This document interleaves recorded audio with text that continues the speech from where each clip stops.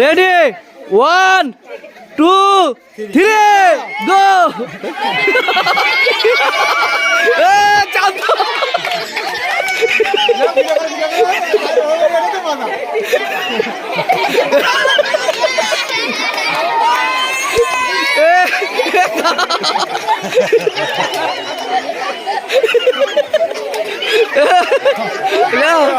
guys